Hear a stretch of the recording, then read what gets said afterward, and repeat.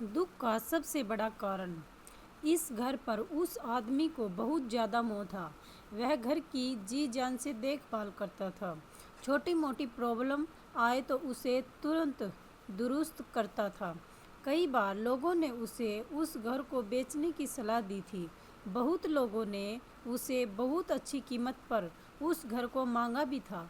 उसका खुद का बेटा भी अच्छी कीमत मिलने से उस घर को बेचने के लिए तैयार था, लेकिन वो आदमी कभी भी उस घर को छोड़ने के लिए तैयार नहीं था।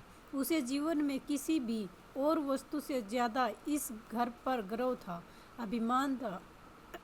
एक दिन वो आदमी बाजार गया हुआ था। जब वह बाजार से लौटा तो उसने देखा कि उसके घर के सामने बहुत बड़ी भीड़ जमा है। वह दौड़ते हुए आया तो उसे बहुत बड़ा आघात लगा, क्योंकि उसके घर में आग लग चुकी थी। अपने सबसे प्यारे घर को ऐसे आग में जलते हुए देखकर वह अधमरा हो गया। उसे समझ में नहीं आ रहा था कि वह क्या करे। उसने निर्णय लिया कि अगर उसका घर नहीं रहेगा तो वह भी नहीं रहेगा। वह भी उसी जलते हुए घर में अपनी जान दे देगा।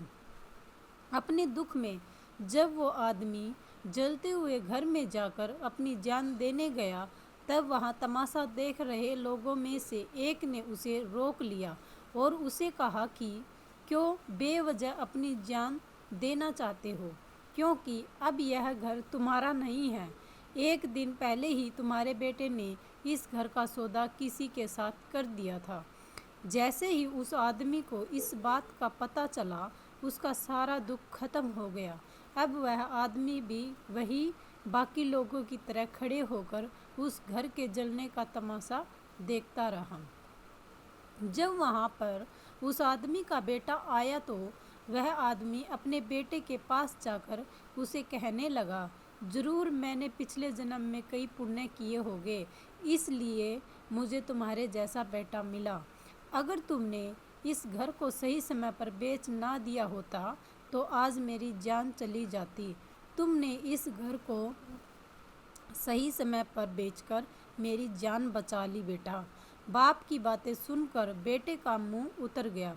उसने बड़े दुख के साथ कहा, पापा जी, मैं इस घर का सौदा करने के लिए जरूर गया था, लेकिन अभी इस घर का सौदा पक्का नहीं हुआ था।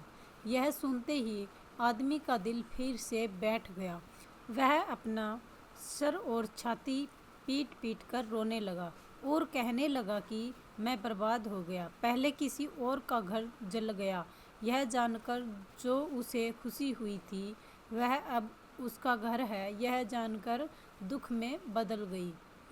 दोस्तों, इस कहानी से हमें बहुत अच्छी तरह से समझ सकते हैं कि दुख का कारण किसी भी चीज़ को अपना मानना होता है। जब कोई चीज़ अपनी है और वह हमें छोड़कर जाती है तो बहुत दुख होता है, लेकिन अगर वह चीज़ किसी और की है और उसके साथ कुछ भी हो जाए, हमें दुख नहीं होता। श्रीमद् भगवत गीता में भी यही लिखा है कि किसी भी वस्तु को अपना मानना ही दुख का सबसे बड़ा कारण है। इसलिए किसी भी वस्तु के साथ ज़्यादा लगाव या मोह नहीं बांधना चाहिए। अगर हम ऐसा कर सके तो हमें जीवन में दुख भी नहीं होगा।